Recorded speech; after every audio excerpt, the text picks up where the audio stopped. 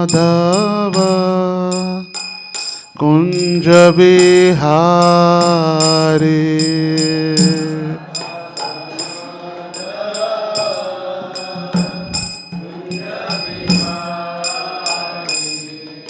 जय राधा माधव कुंज बिहारी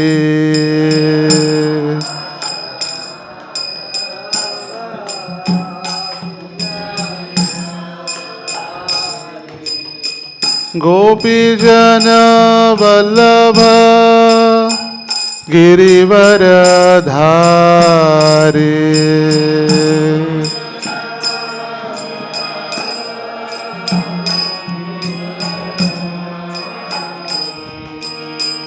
गोपी जन वल्लभ गिरिवर धारी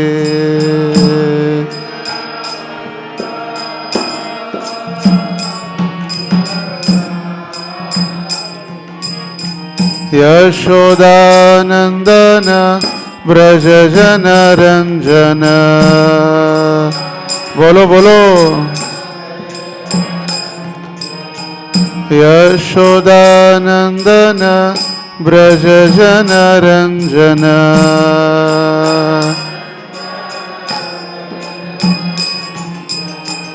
यमुना तीर वनचारी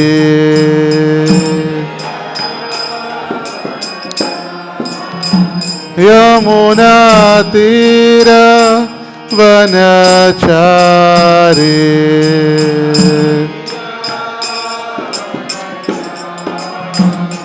जय राधा माधव कुंज बिहारी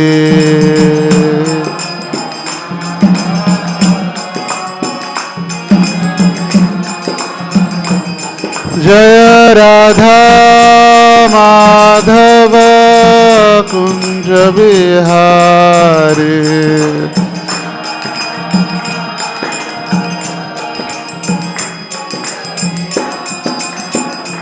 जय गोपी जन वल्लभ गिरिवर धारी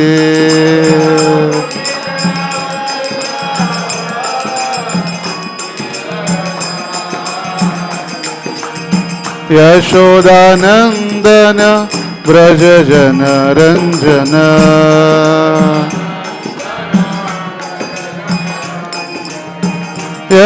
यशोदानंदन ब्रज जन रंजन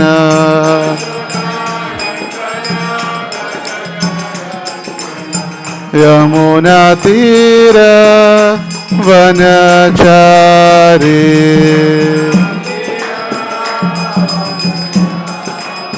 यमुना तीर वनचारी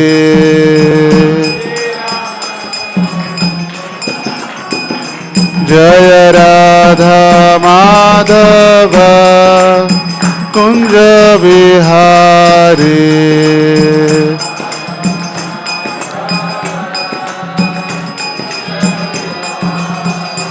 जय राधा दामोदर राधा दामोदर राधे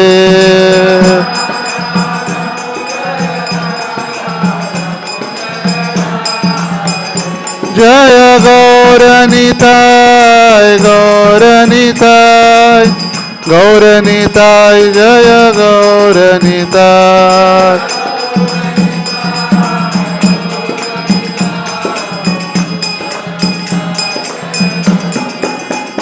निताय गौर हरि बोल हरि बोल हरि बोल निताय गौर हरि बोल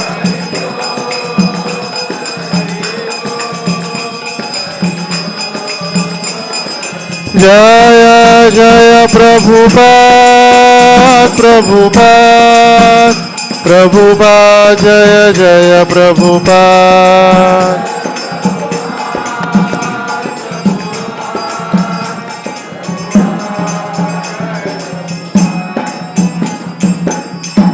श्री हरिनाम संकीर्तन की श्री श्री राधा दामोदर की जय। श्री श्री निताई गौर सुंदर की जय। श्रील प्रभुपाद की जय। समवेत गौर भक्त वृंद की जय। निताई गौर प्रेमानंदे हरि हरि बोल।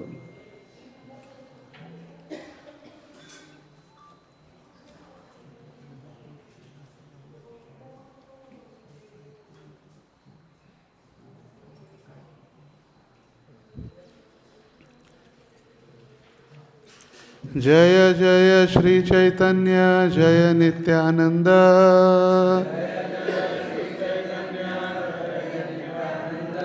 जय द्वैत चंद्र जय गौर भक्त वृंद।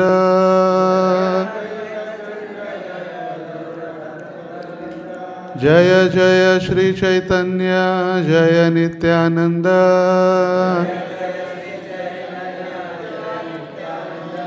जय द्वैत चंद्र जय गौर भक्त वृंद।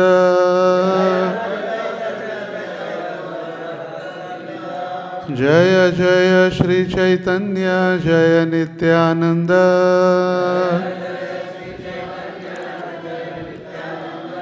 जय द्वैत चंद्र जय गौर भक्त वृंद।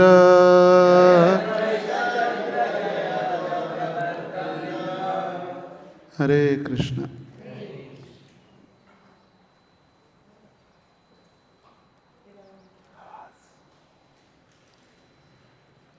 ओम अज्ञानतिमिरान्धस्य ज्ञानाञ्जनशलाकया चक्षुरोन्मीलितं येन तस्मै श्रीगुरवे नमः। नमो ओं विष्णुपादाय कृष्णपृष्ठाय भूतले श्रीमते भक्तिवेदान्तस्वामिन् इति नामिने। नमस्ते सारस्वते देवे गौरवाणी प्रचारिणे निर्विशेष शून्यवादी पाश्चात्य देशतारिणे। जय श्री कृष्ण चैतन्य प्रभो नित्यानंद श्री अद्वैत गदाधर श्रीवासादि गौर भक्त वृंद।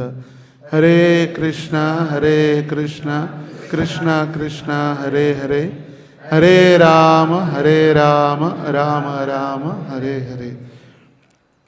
हरे कृष्ण। सभी भक्तों का स्वागत है आज के इस गौर कथा के चतुर्थ सत्र में। और कल हमने श्रीमद् भगवद गीता के यदा यदा हि धर्मस्य ग्लानिर्भवति भारत अभ्युत्थानम धर्मस्य तदात्मानं सृजाम्यहम् ये और परित्राणाय साधूनां विनाशाय च दुष्कृतां धर्म संस्थापनार्थाय संभवामि युगे युगे। संभवामि युगे युगे। भगवान श्री कृष्ण हर युग में अलग अलग स्वरूपों में अलग अलग रंगों में और हर युग में धर्म की स्थापना करने हेतु और अधर्म का नाश करने हेतु अवतरित होते हैं। और इस युग में चैतन्य महाप्रभु के रूप में भगवान श्री कृष्ण अवतरित हुए हैं श्री कृष्ण नाम को प्रदान करने और जो जीवों की पाप वृत्ति है उसको नष्ट करके सभी बद्ध जीवों को या आसुरिक प्रवृत्ति के लोगों को भक्त बनाने के लिए, उनको मारने के लिए नहीं। उनका शस्त्र क्या है? हरे कृष्ण महामंत्र। सांगोपांगास्त्र पार्षदम। अंग और उपअंग उनके नित्यानंद प्रभु, हरिदास ठाकुर, अद्वैताचार्य, रामानंद राय, स्वरूप दामोदर, ये सभी उनके अंग और उपअंग हैं। तो यहाँ तक हमने कल चर्चा की थी। और इस युग में वे अवतरित होकर सवै पुंसाम परो धर्मो यथो भक्तिर अधोक्षजेत अहैतुकी य प्रतीयता ययात्मा सुप्रसिद्धति। इस कलयुग में वे अवतरित हुए हैं धर्म की स्थापना करने। और कौन सा धर्म है? यथो भक्तिर अधोक्षजेत, अधोक्षज कृष्ण की भक्ति को स्थापन करने के लिए। अध अक्षजः, अ और क्ष ये जो स्वर है, अ से लेकर क्ष तक, अ आ ई पूरा चलता है, ए टू जेड, वो पूरा कोई भी व्यक्ति अपने ज्ञान से, मतलब अ से लेकर क्ष तक कितना भी पंडित क्यों ना हो, वो भगवान को नहीं जान सकता अपने पंडित से या अपने ज्ञान से। और इसीलिए भगवान का एक नाम है अधोक्षजः, अध अक्षजः, अ से लेकर क्ष तक जितना भी ज्ञान या जितना भी हम पढ़ रहे या ज्ञानी बन रहे या वेदों का अध्ययन कर रहे, शास्त्र का अध्ययन कर रहे, या भौतिक जगत की भी जो पढ़ाई है, ए से जेड तक ही होती है, ए से लेकर जेड तक। और ऐसे पढ़ाई से हम भगवान को, हमारे ज्ञान से भगवान को हम नहीं समझ पाते। अध अक्षज, और एक अर्थ है अधोक्षज का, अध अक्षजः, मतलब अक्ष मतलब ये आंखें। इन भौतिक आंखों से हम भगवान को दर्शन नहीं कर सकते या भगवान को नहीं देख सकते। तो ऐसे अधोक्षज भगवान की भक्ति को स्थापन करने के लिए या ऐसे भगवान की भक्ति प्रदान करने के लिए अहैतुकी अप्रतीयता, अहैतुकी कोई भी हेतु न रखते हुए, अगर हेतु है तो फिर वो मिश्र भक्ति है, वो शुद्ध भक्ति नहीं है। जैसे 5 नारियल देंगे आप, मुझे पढ़ाई में मार्क्स दे दो, या 1 किलो पेड़े लेकर आएंगे, मेरा एक रिजल्ट अच्छे से ला दो, ये बिजनेस हो गया। फिर ये ले लो और ये दे दो। अहैतुकी मतलब कोई भी हेतु न रखते हुए, कोई हेतु नहीं है, आप मुझे मारो, मुझे रखो, मुझे दर्शन दो, दर्शन न दो, हम सदैव आपकी भक्ति करते रहेंगे, बस अहैतुकी, कोई भी हेतु न रखते हुए। अगर हेतु रखेंगे फिर वो व्यापार हो जाएगा, हम भगवान से फिर बिजनेस करेंगे, व्यापारी बन जाएंगे। और भगवान को भी व्यापारी की तरह, ये हमारी मांगे पूरी करो तब हम आपकी भक्ति करेंगे, ये दे दो तब हम आपकी भक्ति करेंगे, अगर नहीं देंगे तो फिर भक्ति नहीं करेंगे। जैसे ना जागृत देवस्थान, महाराष्ट्र में जागृत देवस्थान, वो हमारी इच्छा पूरी कर रहे इसीलिए वो जागृत है, और जो इच्छा पूरी नहीं कर रहे वो मरे हुए हैं, वो जागृत नहीं है। जैसे भौतिक इच्छाओं को, भगवान श्री कृष्ण का एक नाम है हरि, सर्व अमंगल हरि इति हरि ही, हमारी जितनी भी भौतिक वांछाएं, भौतिक इच्छाएं, भौतिक लालसाएं हैं, वो भगवान कभी पूरी नहीं करते। और इसीलिए सर्व अमंगल हरि, हमारे जीवन में जितने भी अमंगल है वो नष्ट कर देते, इसलिए उनका नाम है हरि। कभी कभी लगता है कि हरि के भक्त या कृष्ण के भक्त जो गरीब है या संकट में है, उनके पास धन राशि नहीं है, क्यों? क्योंकि भगवान हमें जो अच्छा लगता है वो नहीं देते, जो हमें आवश्यकता है वो देते हैं। अगर हम देवी देवताओं के पास जाते हैं तो कुछ भी मिल जाता है, देवी देवता है ही इसीलिए कि सारी इच्छाएं पूरी करने के लिए। जैसे शिवजी का नाम है आशुतोष, तुरंत प्रसन्न हो जाते हैं, थोड़ा सा गंगा जल बेलपत्र दे दो तुरंत प्रसन्न हो जाएंगे, जो इच्छाएं बोलो, क्योंकि किसी को अपने पास रखते हैं ना डिस्टर्ब करने। आपको जो चाहिए ले लो, जाओ, मुझे भक्ति करने दो या राम नाम का जप करने दो। मगर भगवान हमें जो अच्छा लगता है वो नहीं देते, हमें जिसकी सही में आवश्यकता है वो देते हैं। जैसे उदाहरण के तौर पर यदि हम मार्केट में जाएंगे या पान के शॉप में, जहाँ पर पान सिगरेट बीड़ी वगैरह सारा बेचा जाता है, वहाँ पर हम 10 रुपये देंगे और सिगरेट मांगेंगे तो दे देंगे कि नहीं देंगे? वो कौन है, कितने साल का है, कितना किसका बच्चा है, कोई लेना देना नहीं, उनको पैसा मिला, उन्होंने सिगरेट बेच दिया। वही अगर हम हमारे पिताजी से सिगरेट मांगेंगे तो सिगरेट मिलेगा कि थप्पड़ मिलेगा? थप्पड़ मिलेगा। तो उसी प्रकार कृष्ण हमारे पिता होने के कारण जो हमें आवश्यकता है वही देते हैं, और वो आवश्यकता पूरी भी करते हैं। जैसे LIC का हाथ जोड़ा हुआ एक लोगो है, योगक्षेमम वहाम्यहम। आपके पास जो है उसकी मैं रक्षा करता हूँ, और आपको जो आवश्यक है उसकी मैं पूर्तता करता हूँ। ये श्लोक भगवत गीता का है, LIC वालों ने चुराया हुआ है, योगक्षेमम वहाम्यहम। तो ये अहेतु की भक्ति प्रदान करने के लिए चैतन्य महाप्रभु इस कलयुग में अवतरित हुए हैं। तो ये था भगवत गीता का श्लोक। अभी आदि पुराण एवं ब्रह्म नारदीय पुराण में वर्णन किया गया है। अहमेव द्विज श्रेष्ठो नित्यं प्रच्छन्न विग्रह भगवत भक्त रूपेण लोकम रक्षामि सर्वदा। भगवान कह रहे, मैं ही नित्य प्रच्छन्न विग्रह ब्राह्मण श्रेष्ठ होकर भगवत भक्त रूप से निज भक्तजनों की सदा रक्षा करता हूँ। स्वयं भगवान कह रहे, ब्रह्म बृहद नारदीय पुराण में नारद जी को भगवान कह रहे, अहमेव मतलब मैं, द्विज श्रेष्ठ हो, ब्राह्मणों में श्रेष्ठ, नित्यम प्रच्छन्न विग्रह, छुपा अवतार लेकर, प्रच्छन्न मतलब छुपा हुआ, छन्न अवतार, छन्न अवतार लेकर भगवत भक्त रूपेण, मैं भगवान का भक्त बनकर अवतरित होऊंगा। लोकम रक्षामि सर्वदा, लोगों की रक्षा करने।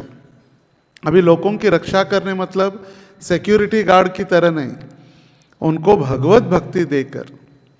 जैसे एक युवक है और वो युवक अपने पिताजी के साथ या घर वालों के साथ झगड़ा करके बाहर निकल गया और बहुत लंबे समय से रास्ते पर इधर उधर घूम रहा है। उसके खाने के लिए पैसा नहीं है, रहने के लिए स्थान नहीं है, कपड़े फटे हैं, पुराने हो गए। हमें दया आती है और हम उसको कुछ पैसा या खाने की वस्तु देते हैं। कितने दिन? 2 दिन, 4 दिन, 1 हफ्ता, 1 महीना, उसके बाद हम भी थक जाएंगे, कितना देंगे। मगर बुद्धिमान व्यक्ति वो है जिसको पता है कि ये लड़का, ये फलाने फलाने व्यक्ति का, ये व्यक्ति का लड़का है और इसके पिताजी के पास बहुत सारी धन सामग्री है या इनका वेल सेटल्ड फैमिली है। कुछ ना कुछ कारणवश पिताजी से झगड़ा करके घर से बाहर निकला है। यदि हम उसको हाथ पकड़ के उसको लेकर जाए, प्रेम से समझा कर, और पिताजी को भी समझा दे, गलती हो गई, आपका ही लड़का है, माफ़ कर दो, और दोनों को मिलवा दिया, तो खाने पीने का, रहने का, कपड़े का हमेशा के लिए उसका प्रश्न समाप्त हो जाएगा। उसी प्रकार संसार में लोग क्या करते हैं, थोड़ा किसी को अन्नदान, पीने के पानी की व्यवस्था, कपड़ा, ये तो देते हैं, मगर कितना समय, और वो भी देते 10 बार फोटो निकालते हैं, देते 10 रुपए का है और 1000 रुपए की उसकी एडवर्टाइजमेंट होती है। तो जो भौतिक संसार में तथाकथित लोगों की सेवा करने के बजाय सबसे श्रेष्ठ सेवा वो है कि ये जो हमारे आध्यात्मिक पिता कृष्ण से दूर हुए हुए लोग, उनको लेकर भगवान के चरणों में लाना, तब उनकी सारी समस्या ही नष्ट हो जाएगी।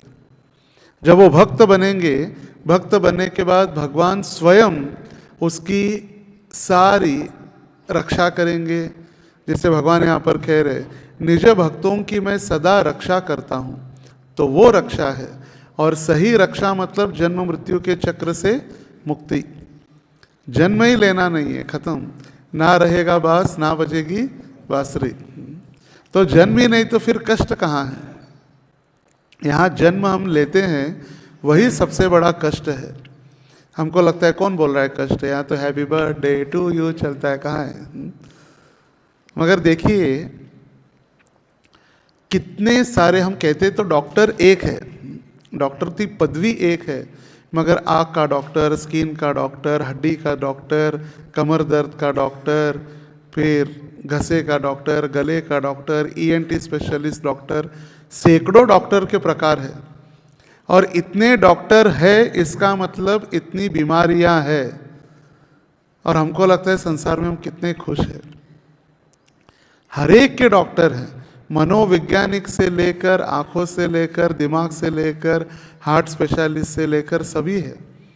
ENT, ear nose throat, ear nose throat, ये तीनों एक कनेक्शन है, इसीलिए ENT स्पेशलिस्ट। और हमें लगता है कहाँ दुख है। देखिए इतने सारे एक लाइन से, कहीं कहीं मैंने देखा है महाराष्ट्र में और कई स्थानों पर गली होती है, सराफ गली या मसाले की गली, ऐसे डॉक्टरों की भी गली होती है। मिरज स्टेशन पर आप उतरेंगे, मिरज प्रसिद्ध है हड्डियों के डॉक्टर के लिए।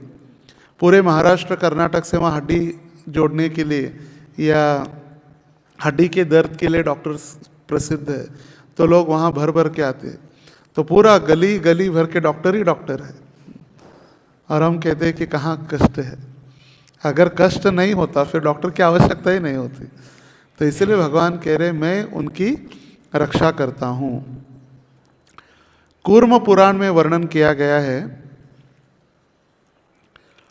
कलीनाम दह्यमानानाम उद्धाराय तनुभृताम जन्मं प्रथम संध्यायाम भविष्यति द्विजालये।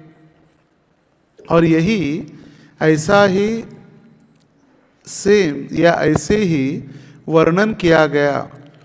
पहली लाइन प्राय समान है, कलीनाम दह्यमानानाम उद्धाराय तनुभृताम, ये है कूर्म पुराण में लिखा हुआ।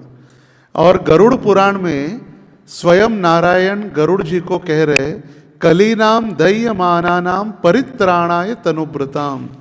सिर्फ उद्धाराय और परित्राणाय, ये सिर्फ एक शब्द अलग हुआ है कूर्म पुराण में और गरुड़ पुराण में। उद्धार मतलब उनका उद्धार करना, और परित्राण मतलब भी उद्धार करना, उनका रक्षण करना। शब्द अलग है मगर सारांश वही है। जन्मम प्रथम संध्यायाम करिष्यामि द्विजातिषु। कूर्म पुराण में भविष्यति द्विजालये, गरुड़ पुराण में करिष्यामि द्विजातिषु। इसका अर्थ है कली रूपी दावा नल से जलते हुए भक्तों के उद्धार के लिए कली की प्रथम संध्या में भूतल पर ब्राह्मणों के कुल में मैं अवतरित होऊंगा। कली प्रथम संध्यायाम मतलब कलियुग प्रारंभ होकर कितने वर्ष हुए? 5000 वर्ष। उससे 500 वर्ष पहले मतलब 4500 वर्ष। जैसे ने पहले दिन कैलकुलेशन एग्जैक्ट गिना तो एग्जैक्ट 500 वर्ष पूर्व मतलब कलियुग प्रारंभ होने के बाद 4500 वर्ष उपरांत चैतन्य महाप्रभु इस कलियुग में अवतरित हुए। ब्राह्मण के घर में द्विजालय मतलब द्विज आलय, आलय मतलब घर, देव आलय मतलब मंदिर और आलय मतलब घर। द्विज मतलब ब्राह्मण, द्विज मतलब जिसका जन्म 2 बार होता है। 2 बार जन्म लेने वाला पक्षी है और ब्राह्मण है, दोनों को द्विज कहा गया है। ब्राह्मण जब पहला जन्म लेता है अपने माता पिता से, और द्विज दूसरा जन्म होता है जब उसकी ब्राह्मण दीक्षा होती है। जब ब्राह्मण दीक्षा होती है तो गुरु उसके पिता बनते हैं और गायत्री मंत्र उसकी माँ बनती है, इसीलिए उनका नाम द्विज है। राधा दामोदर की जय।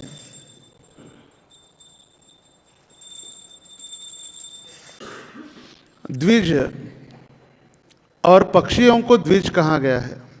पक्षियों का पहला जन्म अंडे में होता है, दूसरा जन्म अंडे के बाहर होता है। लोगों को लगता है कि अंडा शाकाहारी है।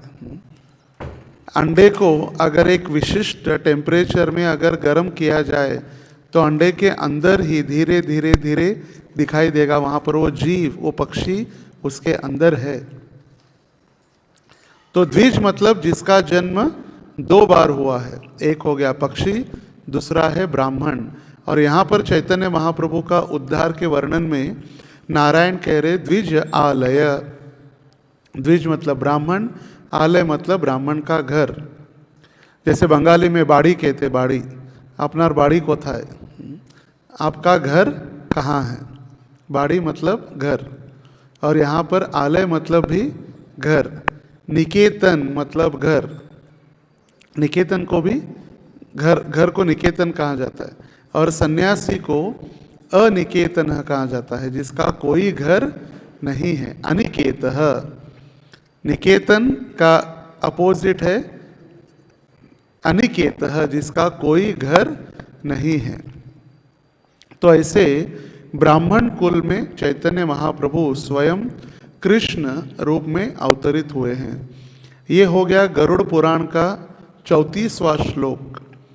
और उसके आगे गरुड़ पुराण में ही, जिसका वर्णन या गरुड़ पुराण की कथा घर में किसी का देहांत होने के बाद चलती रहती है। गरुड़ पुराण हमारे घर में गरुड़ पुराण लगाना है। मंदिर में प्रश्न पूछते हैं कई सारे लोग, गरुड़ पुराण की कथा करनी है। ये गरुड़ पुराण गरुड़ देव और नारायण के बीच का संवाद है।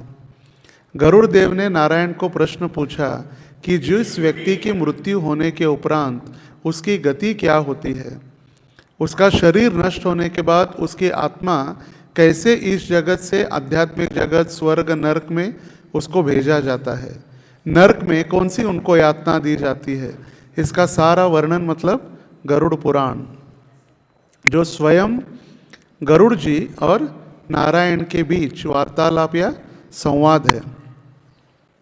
तो इस संवाद में भी गरुड़ पुराण में चैतन्य महाप्रभु का वर्णन पूरी तरह से स्पष्ट रूपेण दिखाई पड़ता है 5 श्लोकों में। श्लोक संख्या 34 से लेकर श्लोक संख्या 38 तक। तो 34 तो हमने पढ़ा, द्विजालये, ब्राह्मण के घर में मैं अवतरित होऊंगा, ये मेरा छुपा हुआ अवतार होगा और मैं मेरे भक्तों की रक्षा करूंगा। तो आगे नारायण कह रहे, अहम पूर्णो भविष्यामि युग संधो विशेषतः मायापुरे नवद्वीपे भविष्यामि सची सुतः। देखिए स्पष्ट रूप से नारायण ने कहा है गरुड़ को, अहम पूर्णो भविष्यामि, मैं पूर्ण रूपेण, अंश या कला नहीं, मेरा अवतार या मेरा अंश, मेरा विस्तार ऐसे कुछ नहीं। पूर्ण रूपेण मतलब मैं स्वयं भविष्यामि, भविष्य में, युग संधौ विशेषतः, जब युग, 2 युग, कलियुग और द्वापार युग की संध्या मतलब उनका जब कनेक्शन होगा, तब द्वापार समाप्त होगा और कलियुग धीरे धीरे शुरुआती होगी। उस समय मायापुरे नवद्वीपे, नवद्वीप नामक स्थान में, मायापुर धाम में, भविष्यामि, मैं अवतरित होऊंगा, सची सुतः, सची के पुत्र के रूप में। देखिए और कितना प्रमाण चाहिए। हम 3 दिन से प्रमाण ही सुन रहे, चैतन्य महाप्रभु स्वयं विष्णु या नारायण या कृष्ण ही हैं, इसके प्रमाण सुन रहे। और स्वयं नारायण बता रहे, किसको? गरुड़ को बता रहे गरुड़ पुराण में, कि मैं अवतरित होने वाला हूँ। गांव का नाम, माता पिता का नाम, क्या करूँगा, एड्रेस, भागीरथी के तट पर पूरा क्लियर है। तो है ना व्यक्ति, अगर है तभी तो इतने सारे डिटेल्स है। अगर हम पूछेंगे मुझे एक व्यक्ति को मिलना है, तो सबसे पहला क्या आएगा प्रश्न सामने वाले का? उनका नाम क्या है। दूसरा क्या प्रश्न आएगा? उनका पता कहाँ है। तीसरा प्रश्न क्या होगा? वो काम क्या करते हैं। अगर हम बोलेंगे हमको नाम भी पता नहीं, एड्रेस भी पता नहीं, काम क्या करते हैं वो भी पता नहीं, कैसे दिखते हैं वो भी पता नहीं, फिर बोलेंगे आप पागल है, जाओ यहाँ से, टाइम पास मत करो। पागल बोलेंगे ना। आपको नाम नहीं पता, गांव नहीं पता, काम नहीं पता, कैसे दिखते वो नहीं पता। अगर कम से कम कैसे दिखते तो बताएंगे तो स्केच होता है, और उस स्केच के अनुसार उस व्यक्ति को ढूंढने का प्रयास होता है। हमारे पास कुछ नहीं है और हम व्यक्ति को ढूंढने निकले, तो मायावाद है पूरी तरह से। जिसको कभी देखा नहीं, ब्रह्म ज्योति में हम ढूंढ रहे, ब्रह्म ज्योति, निराकार ज्योति में हम भगवान को ढूंढने का प्रयास कर रहे। वो पागल के समान है जिसको नाम गांव कुछ पता नहीं। यहाँ तो स्पष्ट रूपेण नाम, पता, माता पिता का नाम, एड्रेस, कब आ रहे, तिथि वगैरह सब है। कले प्रथम संध्यायां लक्ष्मीकांतो भविष्यति दारु ब्रह्म समीपस्थ सन्यासी गौर विग्रह। कले प्रथम संध्यायाम, गरुड़ पुराण का श्लोक संख्या 36। कले प्रथम संध्यायाम, कलियुग की प्रथम संध्या मतलब कलियुग प्रारंभ होकर 500 वर्ष के बाद, लक्ष्मी कांतो भविष्यति, साक्षात लक्ष्मी प्रिया के पति, लक्ष्मी प्रिया और विष्णु प्रिया। लक्ष्मी प्रिया ने देह त्याग किया या उनका शरीर त्याग हो गया, इसलिए महाप्रभु का दूसरा विवाह विष्णु प्रिया से हुआ, मगर ये साक्षात लक्ष्मी है दोनों। लक्ष्मी या रुक्मिणी कह सकते, रुक्मिणी सत्यभामा है, भगवान की दोनों अर्धांगिनी है। लक्ष्मी कांतो भविष्यति, लक्ष्मी के पति के रूप में मैं अवतरित होऊंगा। दारु ब्रह्म समीपस्थ, दारु ब्रह्म, दारू मतलब ये शराब वाली दारू नहीं है, ठेले की दारू। दारू ब्रह्म मतलब लकड़ी के विग्रह, दारू मतलब लकड़ी। दारू ब्रह्म किसको कहा जाता है? जगन्नाथ जी को। महाराज जी ने एक भक्त को नाम दिया दारू ब्रह्मदास, तो फिर 2 दिन बाद वो वापस आया, महाराज मेरा नाम चेंज कर दे। सब लोग मुझे चिढ़ा रहे, दारू दारू दारू दारू, मेरा नाम चेंज कर दिया दारू। यहाँ पर सारी दारू मतलब शराब की याद आती है सबको, जगन्नाथ को कोई याद ही नहीं कर रहा है। तो दारू ब्रह्म मतलब जो विग्रह, दारू मतलब लकड़ी से बने हुए भगवान, कौन है? जगन्नाथ। दारू ब्रह्म समीपस्थ, दारू ब्रह्म मतलब जगन्नाथपुरी में जगन्नाथ जी के पास रहने वाला सन्यासी गौर विग्रह। सन्यास लेकर चैतन्य महाप्रभु सबसे अधिक समय 18 वर्ष जगन्नाथपुरी में रहे, गंभीरा, इसलिए महाप्रभु का नाम हुआ गंभीर चैतन्य। वो गंभीरा में गंभीर रहते थे, हंसते खेलते नहीं थे, एकदम गंभीर, कृष्ण के विरह में सदैव गंभीर रहते, इसलिए उनका नाम हुआ गंभीर चैतन्य, गंभीरा में रहने वाले। गौर विग्रह, उनकी अंग कांति कैसी है? गौर है, तप्त कांचन, मोल्टन गोल्ड प्रभुपाद कहा करते थे, पिघला हुआ सोना। यद गोपी कुंच कुसुम्भ भ्रव ब्रह्मारेण संवर्धित, यद्वा गोप कुमार सा रकलया रंगे सुभंगीकृतम, यद्वृंदावन कानने प्रविलच्छद्रि दामाधिभि सप्रेम प्रकटम चकारम भगवान चैतन्य रूप प्रभु। कृष्ण अवतार में जिस विशुद्ध प्रेम की वृद्धि गोपियों के साथ रास लीला कर कर की थी, एवं वृंदावन में क्रीड़ा परायण सुदामा, श्रीदामा, मधुमंगल, स्तोक कृष्ण, दाम सखाओं से सहित गोप कुमार की लीला सार स्वरूप प्रकट करते हुए मल्ल लीला मतलब बॉक्सिंग, आंख मिचौनी मतलब छुपा छुपी आदि क्रीड़ा के रंग स्थल में जिस प्रेम को सुव्यक्त कर कर दिखाया था, उसी विशुद्ध प्रेम लक्षणा भक्तिमय प्रेम को प्रभु ने श्री कृष्ण चैतन्य रूप धारण कर नवद्वीप, पुरुषोत्तम आदि क्षेत्रों में प्रकट करके दिखाया था। जो लीलाएं कहाँ हुई थी? वृंदावन में। रूप गोस्वामी उपदेशामृत में वर्णन करते हैं, वो वर्णन करते हैं, वैकुंठा जनितो वरा मधुपुरी तत्रापि रासोत्सवात्। वैकुंठ से भी श्रेष्ठ यदि कोई स्थान है तो वो है मथुरा। क्यों? क्योंकि मथुरा में श्री कृष्ण ने जन्म लिया। वैकुंठा जनितो वरा मधुपुरी तत्रापि रासोत्सवात्। उससे श्रेष्ठ है, मथुरा से श्रेष्ठ है वृंदावन के 12 वन, जहाँ पर श्री कृष्ण ने अपनी बाल लीलाएं की। उससे श्रेष्ठ है गोवर्धन पर्वत, जिसको भगवान ने अपनी छोटी उंगली से 7 दिन 7 रात उठाए रखा।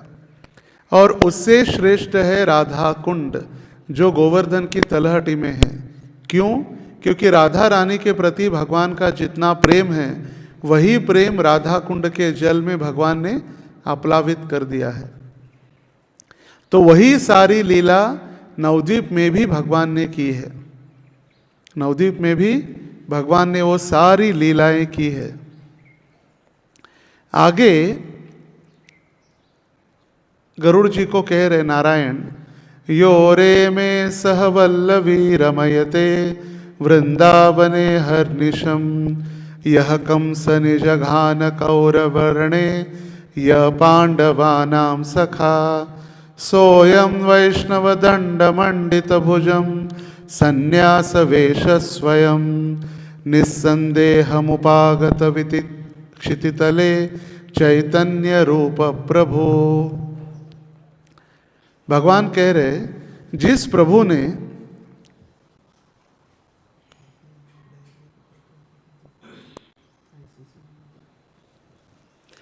प्रभु ने श्री कृष्ण चंद्र रूप में श्री भगवान धाम में, वृंदावन धाम में गोपियों के साथ रास लीला करते हुए अनेकों क्रीड़ाएं की, एवं जिन्होंने कंस को मार डाला, कौरवों के संग्राम में जो पांडवों के सखा बनकर पार्थ सारथी कहलाए, निस्संदेह वे अघटित घटना पटियान स्वयं प्रभु चैतन्य संन्यास वेश धारण कर वेणु दंड से भुज सुशोभित कर पृथ्वी तल में कृष्ण चैतन्य रूप से पधारे।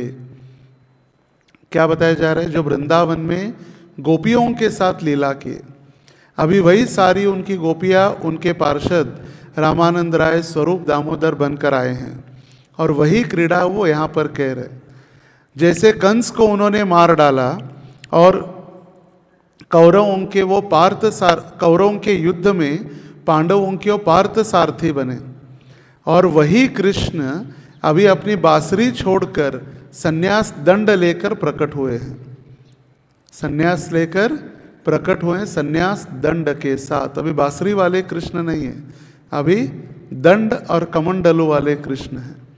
और इसीलिए हम जब जगन्नाथपुरी में जाएंगे, जगन्नाथपुरी में सार्वभौम जी का भट्टाचार्य का घर है, सार्वभौम भट्टाचार्य, गंगा माता गोस्वामिनी का निवास। वहाँ पर सार्वभौम भट्टाचार्य को चैतन्य महाप्रभु ने षडभुज गौरांग का दर्शन करवाया।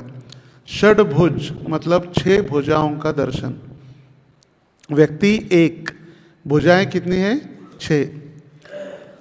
2 भुजाओं में सबसे ऊपर धनुष्य और बाण है, वो कौन है? राम। 2 भुजाओं में दंड और कमंडलु है, वो कौन है? महाप्रभु। और 2 भुजाओं में क्या है? बांसुरी, वो है कृष्ण। कभी राम बन के, कभी श्याम बन के, कभी चैतन्य बन के, और कुछ नहीं, चैतन्य बन के, वो चैतन्य बनकर आए हैं। षडभुज गौरांग मतलब वही राम है, वही कृष्ण है और वही चैतन्य महाप्रभु है। तो ये सारा स्वयं प्रभु संन्यास वेश धारण कर, और यही कृष्ण अभी क्या किए हैं? संन्यास वेश धारण करके आ रहे हैं। ये स्वयं नारायण ने गरुड़ जी को कहा, भविष्यामि, चैतन्य रूप में मैं पधारूंगा, पधारित या अवतरित होऊंगा। अभी देवी पुराण, देवी पुराण मतलब दुर्गा या शक्ति का पुराण है, जिसमें देवी की महानता या दुर्गा या शक्ति की महानता का वर्णन किया गया है। पुराणों के अनुसार 5 अलग अलग उपासना के या भक्ति के, आराधना के विभाग बताए गए हैं। पुराणों के अनुसार 5। सबसे पहला है सूर्योपासक, जो सूर्य की आराधना करने वाले। दूसरे है शैव, जो शिवजी की आराधना करने वाले। तीसरे है वैष्णव, जो विष्णु की आराधना करने वाले। चौथे हैं शाक्त्य, मतलब शक्ति की आराधना करने वाले।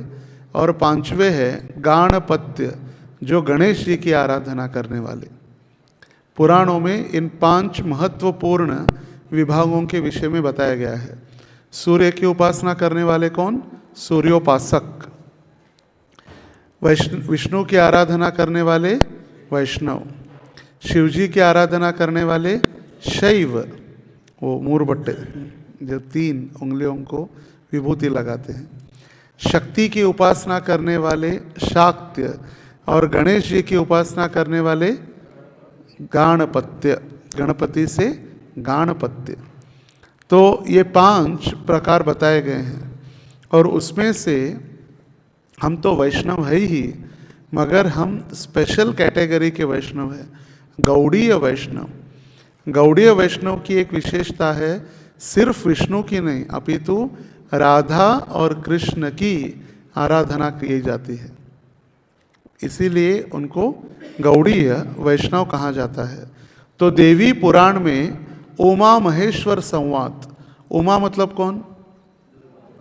पार्वती, और महेश मतलब शिवजी। उमा और महेश के संवाद में बताया जा रहा है। नाम सिद्धांत संपत्ति प्रकाशन परायण क्वचित श्री कृष्ण चैतन्य नामालोके भविष्यति। देखिए स्पष्ट रूप से नाम वगैरह देकर शिवजी और पार्वती के बीच संवाद हो रहा है। और ये कौन कह रहा है? शिवजी, महादेव पार्वती से बोले, अखिल कोटि ब्रह्मांड नायक प्रभु क्वचित श्री नवद्वीप में प्रकट होकर भगवान नाम के सिद्धांत की संपत्ति का प्रकाश करने के लिए श्री कृष्ण चैतन्य नाम से इस पृथ्वी लोक पर प्रकट होंगे। शिवजी ने बता दिया, अभी तो स्वीकार करो। सब लोगों ने बताया, अभी शिवजी भी बताने लगे कि चैतन्य महाप्रभु स्वयं कौन है? हमारे आराध्य नारायण हैं या विष्णु या कृष्ण हैं। वो अभी नवद्वीप में प्रकट होकर क्या करने वाले हैं? भगवान नाम के सिद्धांत का संपत्ति प्रकाश, मतलब भगवान नाम के प्रेम, भगवान नाम के शक्ति, भगवान नाम का वितरण वो स्वयं करने वाले हैं। और किस नाम से प्रसिद्ध होंगे? श्री कृष्ण चैतन्य, इस नाम से प्रसिद्ध होंगे। नरसिंह पुराण, नरसिंह पुराण में वर्णन किया गया। अभी नरसिंह भगवान का स्वरूप या नरसिंह भगवान की स्तुति, जैसे कल भी हमने देखा, प्रहलाद महाराज भगवान की स्तुति करते करते करते उन्होंने स्पष्ट रूपेण बता दिया कि आप आने वाले कलयुग में एक छन्न अवतार संन्यास रूप धारण करके अपने भक्ति का वितरण करेंगे। और अभी नरसिंह पुराण में बताया जा रहा है, सत्ये दैत्य कुलाधिशासनमय सिंहोर्धमर्त्याकृते स्त्रेतायां दशकंधरम परिभवन रामेति नामाकृते गोपालान् परिपालयन् व्रजपुरे भारं हरन् द्वापरे गौरांग प्रिय कीर्तन कलियुगे चैतन्य नामा प्रभु। सत्य दैत्य कुलाधिशासनमय,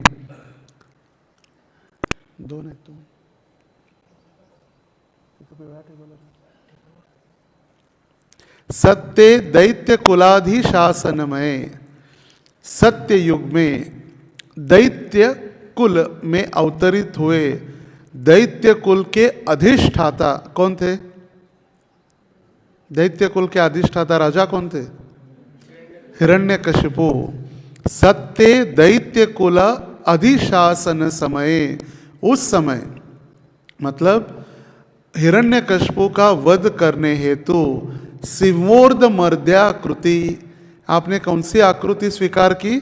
सिंहोर्धव, मतलब आधे सिंह और आधे नर, आधे मर्त्य है और आधे सिंह है, ऐसी कृति आपने स्वीकार की। नरहरि स्त्रेतायाम दशकंधरम परिभवम, स्त्रेतायाम मतलब उसी प्रकार त्रैता युग में दशकंधर दशानन रावण परिभवन, उसका परिभव, उसका पराभव करने हेतु रामेति नामाकृति ही, आप किस रूप में आए?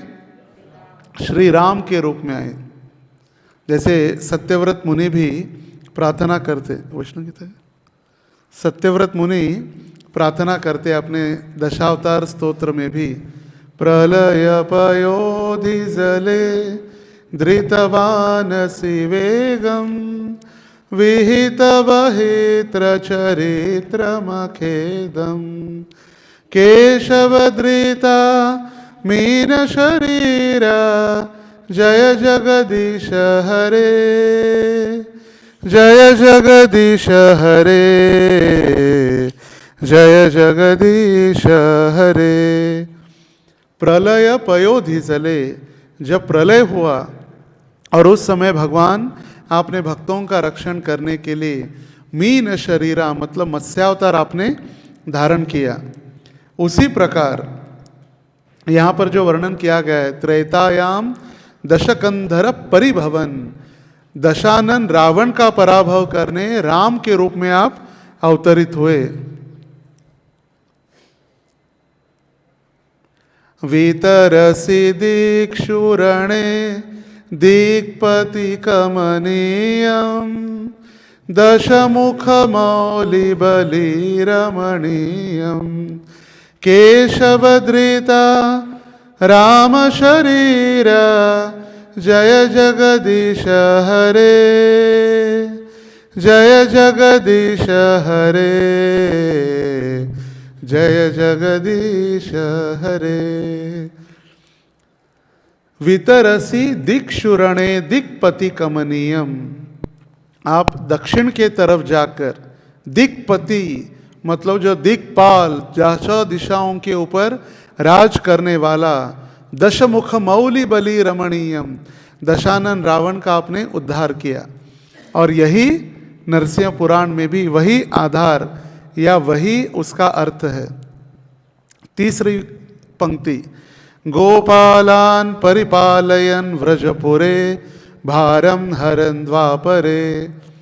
अभी सत्ययुग हुआ, सत्ययुग में नरसिम्हदेव, त्रेता युग में प्रभु रामचंद्र, द्वापरे गोपालान, गोपाल नाम के रूप में आप अवतरित हुए। कार्य क्या किया? परिपालयन, गायों की रक्षा करना। और कहाँ? व्रजपुरे, व्रज धाम में। भारम हरन द्वापरे, और जो द्वापर युग में भार था उसका आपने हरण कर दिया। कैसे हरण किया? कंस, शिशुपाल, दंतवक्र तथा कथित ये आसुरिक प्रवृत्ति के राजाओं का वध करके। और अभी चौथी पंक्ति, गौरांग प्रिय कीर्तन कलियुगे चैतन्य नामा प्रभु। देखिए, गौरांग प्रिय कीर्तने, भगवान आप अवतरित होंगे गौरांग प्रिय कीर्तने। आपका वर्ण कौन सा होगा? गौर वर्ण। काम क्या होगा? प्रिय कीर्तने, भगवान नाम का आप कीर्तन करेंगे। कब आएंगे? कलियुगे। नाम क्या होगा? चैतन्य नाम, और आप वही हमारे प्रभु है। नरसिंह पुराण में नरसिंह देव की स्तुति हो रही है। ये जो हमने गाया दशावतार स्तोत्र और श्रित कमला कुच मंडल है, एक प्रार्थना है। ये जयदेव गोस्वामी द्वारा रचित ये गीत गोविंद की प्रार्थना है। जिनके जिनके घर में जगन्नाथ है उनको प्रयास करना चाहिए कि हर रोज़ रात को सोने के पहले सुंदर मधुर, गड़बड़ से नहीं, श्रित कमला कुच मंडल ऐसे नहीं, प्रेम से अगर हम अच्छे स्वर से गाएंगे तो जगन्नाथ निश्चित विश्राम करेंगे। जगन्नाथपुरी में लाखों वर्षों से हर रोज़ भगवान को ये गीत गोविंद की प्रार्थना सुना कर ही सुलाया जाता है। और जगन्नाथ ये गीत गोविंद की प्रार्थना सुनकर अतएव प्रसन्न हो जाते, बहुत प्रसन्न होते।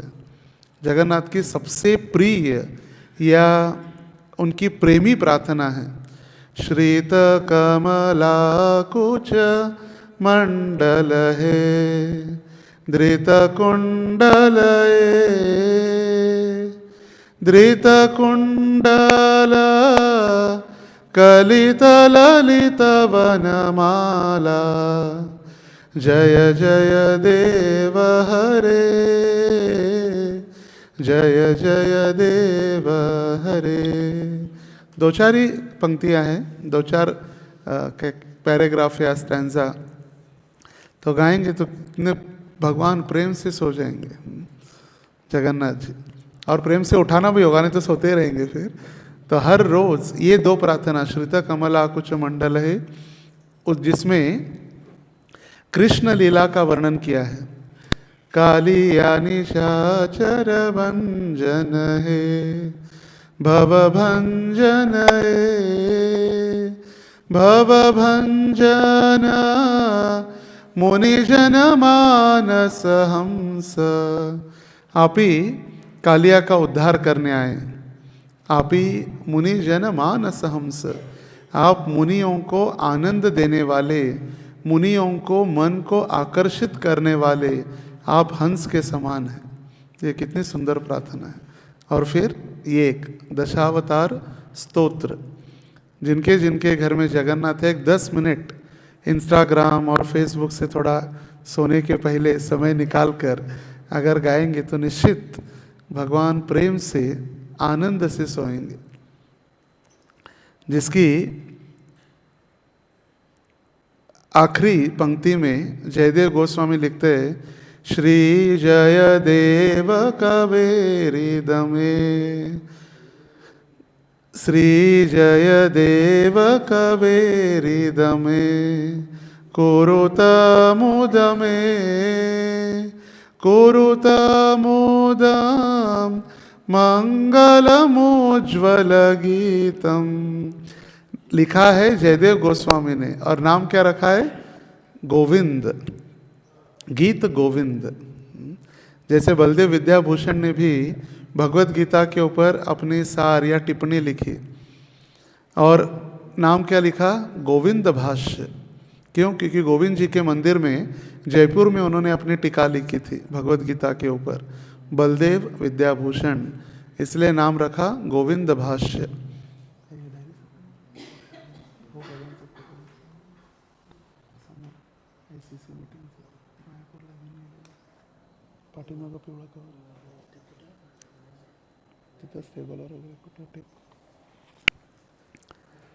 ये हो गया वर्णन कहाँ से? नरसिंह पुराण। अभी आगे पद्म पुराण। पद्म पुराणे उत्तरखंडे वैकुंठ वर्णने। पद्म पुराण का उत्तरखंड है जिसमें वैकुंठ का वर्णन किया गया है। यत्र योगेश्वर साक्षात् योगी चित्यो जनार्दनः, चैतन्य वपु पुरास्ते वै सांद्रानंदात्मकः प्रभो, कलेहे प्रथम संध्यायां गौरांगोऽहं महीतले, भागीरथी तटे रम्ये भविष्यामि शचीसुतः।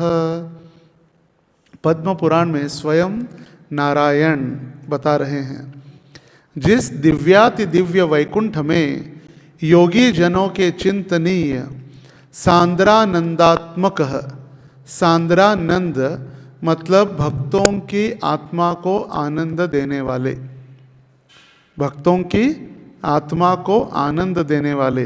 जैसे रूप गोस्वामी भक्ति रसामृत सिंधु के पहले अध्याय में शुद्ध भक्ति के 6 लक्षण बताते हैं, उसमें से एक है सांद्रानंद विशेष आत्मा। भगवान की भक्ति करने से आत्मा आनंदित हो जाता है।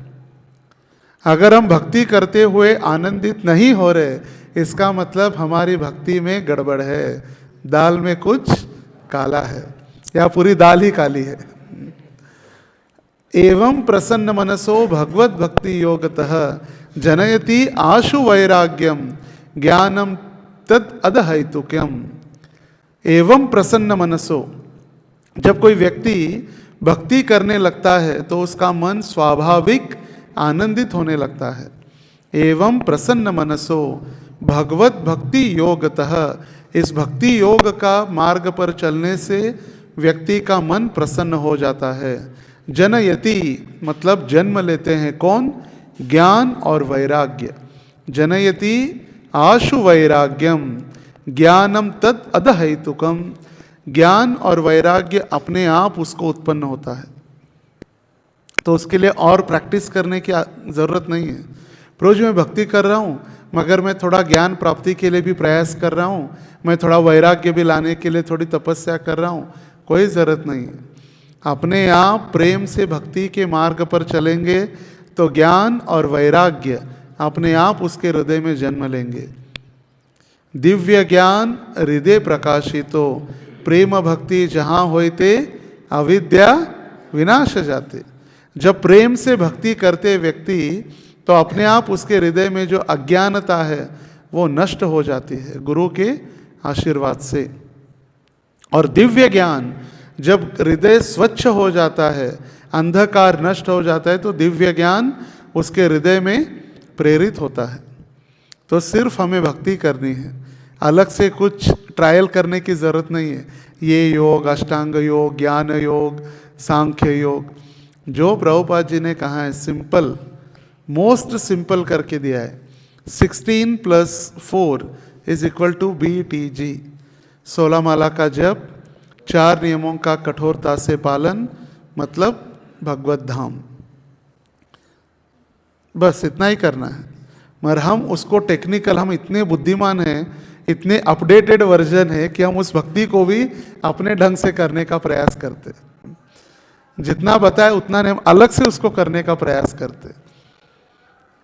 भक्ति करने के लिए क्या कहा है? 16 माला हरे कृष्ण का जप, भक्तों के सानिध्य में, जो कह रहे उसको श्रवण करते हुए। मगर हम नहीं करेंगे।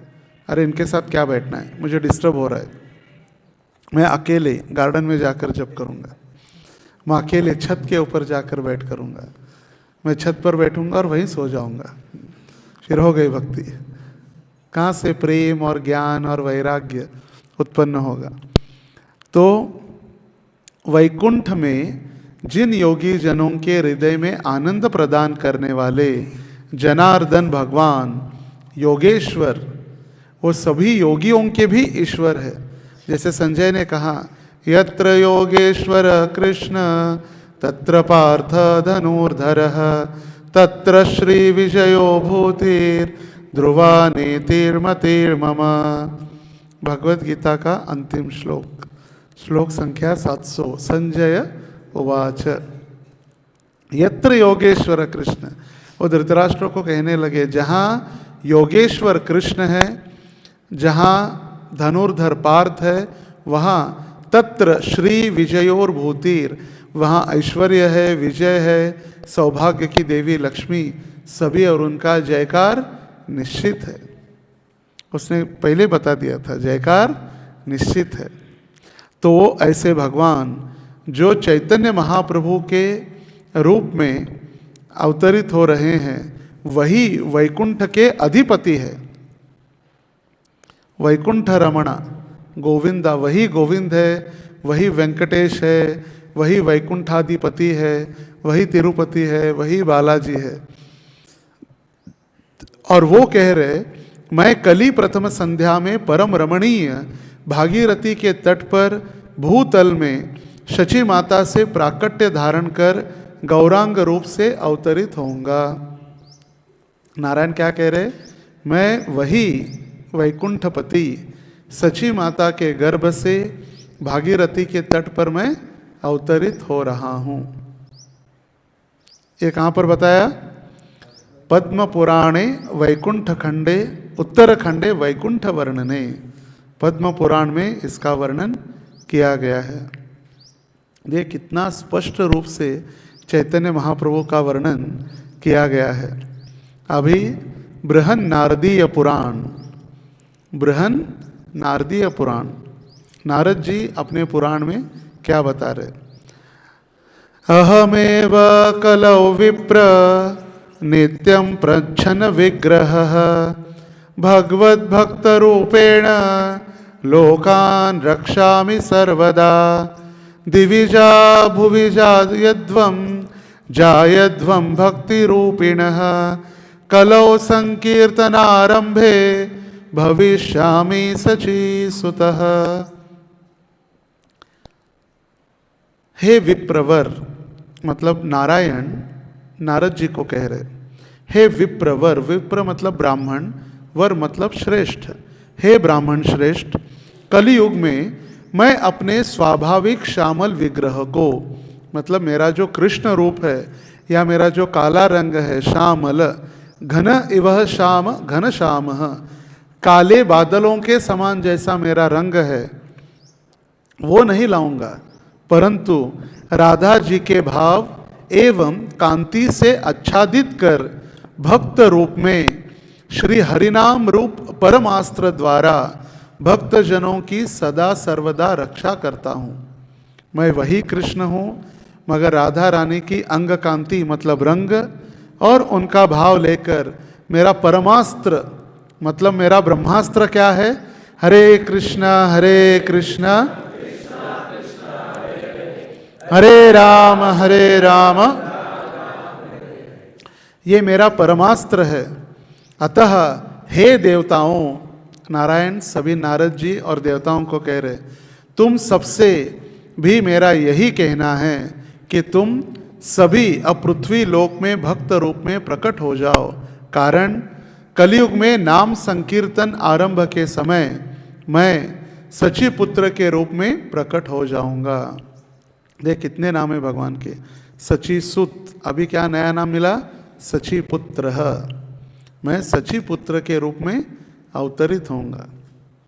और भगवान ने जैसे आदेश दिया कि सारी देवी देवताओं जाओ और मेरी लीला में भाग ले लो, तो रामानंद राय, स्वरूप दामोदर, यशोदा, नंद बाबा, कीर्तिदा और वृषभानु सारे चैतन्य लीला में अवतरित हुए। सारे यशोदा, सची माता, जगन्नाथ मिश्र, नंद बाबा सभी अवतरित हुए। उनके मित्र अर्जुन, हनुमान जी मुरारी गुप्त के रूप में अवतरित हुए। जब चैतन्य महाप्रभु महाप्रकाश लीला कर रहे थे, बोले मुरारी गुप्त को बुलाओ, बोले मुरारी गुप्त को बुलाओ, क्योंकि मुरारी गुप्त तो हनुमान जी है। उनको कृष्ण का नाम कहने के लिए कहाँ जा रहा था, वो कह ही नहीं पा रहे थे, राम राम राम राम राम ही चल रहा था। तो महाप्रभु ने उनको भी राम का दर्शन दिलाया, बोले मैं वही राम हूँ और तुम हनुमान हो। अद्वैत आचार्य ने इच्छा की, मुझे भगवान आपका विश्वरूप देखना है। तो जैसे अर्जुन को विश्वरूप दिखाया, वैसे महाप्रभु ने अद्वैत आचार्य और सारे भक्तों को असंख्य मुखों वाला, असंख्य हाथों वाला भयंकर ऐसे विश्वरूप का भी दर्शन करवाया, क्योंकि वही कृष्ण है। ब्रह्म पुराण कले प्रथम संध्यायां गौरांगहं महीतले भागीरथे तटे भूम्नि भविष्यामि सनातनः।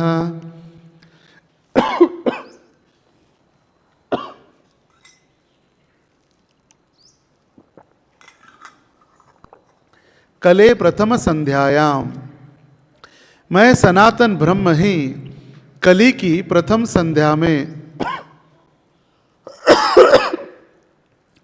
विस्तृत भागीरथी के तट पर गौरांग रूप से प्रकट होकर भूतल में विख्यात हो जाऊंगा। ब्रह्म पुराण, ब्रह्मा जी को भगवान ने जो ज्ञान दिया, ब्रह्मा जी और नारायण का वार्तालाप, तो ब्रह्मा जी को भी कह दिया भगवान ने कि मैं आ रहा हूँ। गरुड़ को कह दिया, पद्म पुराण में कह दिया, नारद जी को कह दिया, अभी ब्रह्मा जी को भी कह दिया। भविष्य पुराण मतलब भविष्य में क्या होगा। आनंदाश्रु कलारोम हर्षपूर्ण तपोधनम सर्वमामेव द्रक्ष्यन्ति कलौ सन्यासी रूपिणम। हे तपोधन, कलयुग में सब भक्तजन मुझको आनंदाश्रु कलाओं से, रोम हर्ष से परिपूर्ण वपु संन्यास वेश में देखेंगे। तात्पर्य, ये सब प्रेम के अष्ट सात्विक विकार सन्यासी रूपधारी श्री गौर हरि में अद्भुत हुए हैं, अतः उसी अवतार का संकेत है। भविष्य पुराण में तपोधन को नारायण बता रहे, हे तपोधन मेरा क्या होगा, आनंदाश्रु कलाओं से, मतलब अष्ट सात्विक विकार मेरे शरीर में प्रकट होंगे। रोमांचकंप श्रुतरंग भाजो वंदे गुरो श्री चरणारविंदम। रोमांचकंप रोम कंपित हो जाएंगे, से खड़े रहेंगे रोंगटे, आंखों से मूसलाधार वर्षा होने लगेंगी, कृष्ण के लिए रोते रोते मूर्छित हो जाएंगे, कभी जोर जोर से हंसेंगे हाँ कृष्ण, तो कभी जोर जोर से रोएंगे, कभी समुद्र को देखकर यमुना की याद आएगी तो जोर से समुद्र में जाकर कूद पड़ेंगे और कृष्ण को ढूंढेंगे, कहाँ है कृष्ण, कहाँ है कृष्ण। एक दिन तो महाप्रभु ऐसे ही, उनको लगा यमुना है तो यमुना में जाकर कूद गए, मगर था जगन्नाथपुरी का समुद्र, और कूद पड़े समुद्र में तो पता नहीं कहाँ हो गए, कहाँ गए। और दूसरे दिन जब मछुआरा गया तो उसके मछली पकड़ने के जाले में चैतन्य महाप्रभु मिले। तो उस दिन से भक्तों ने सोचा अभी इनको भी रात के समय में भी सिक्योरिटी देनी होगी, क्योंकि कृष्ण के विरह में इतने प्रभावित है, इतने लालायित है कि कभी भी कहीं भी चले जा रहे। इतना प्रेम, यमुना का दर्शन करने के लिए समुद्र में कूद जाते थे, उनको लगती है यही यमुना है। अग्नि पुराण। प्रशांतात्मा लंबक कंठस्य गौरांगस्य सुराव्रतः। प्रशांत आत्मा मतलब भगवान परमात्मा लंबे कंठ वाले, उनका कंठ लंबा है, त्रिरेखांत कंठ, जैसे हम प्रार्थना गाते हैं दामोदर के लिए 3 रेखाएं उनके गले में हैं, उसी प्रकार चैतन्य महाप्रभु का भी गला बड़ा है, गला बड़ा है, हमारे जैसे नहीं चिपक गया हुआ नहीं, गला बड़ा है। और देवताओं से वेष्टित मतलब उनके सारे जितने भी अंग संगी पार्षद है वो कौन है, सारे देवी देवता है, तभी गौरांग के रूप में अवतरित होंगे। अग्नि देवता भी कह रहे कि वही कृष्ण, वही नारायण कौन है, गौरांग महाप्रभु के रूप में अवतरित हुए हैं। अग्नि भी कह रहे अभी तो। सौर पुराणे मतलब सूर्य भगवान भी कह रहे सुपूजित सदा गौर कृष्णो वा वेद विजह। सुपूजित सदा गौर, आप सभी पूजा करो किसकी, गौरांग महाप्रभु की, गौरांग महाप्रभु की। कृष्णो वा वही कृष्ण है, वेद द्विज, वेदों में जिनको वेदों का अध्ययन करके वेद पढ़ने के बाद जिनको जानना है द्विज, वही ब्राह्मण गौरांग महाप्रभु है। सूर्य देव भी कह रहे, सबने कह दिया अभी, सब हो गए, सूर्य हो गए, नारद हो गए, अग्नि हो गई, भविष्य पुराण, नरसिंह पुराण, पद्म पुराण, आगे मत्स्य पुराण। मत्स्य पुराण में जब भगवान मत्स्यावतार का वर्णन या मत्स्य अवतार की लीलाओं का वर्णन किया गया है, उस समय मंडो गौर सुदीर्घांग स्त्रीस्त्रोत स्थिर संभव दयालु कीर्तन ग्राही भविष्यामि कलौ युगे। कलियुग में संकीर्तन का प्रारंभ करने के लिए नवद्वीप नामक पुरी में सुवर्ण क्रांति ग्रहण कर सची पुत्र के रूप में मैं प्रकट होऊंगा। कौन कह रहे, मत्स्यावतार।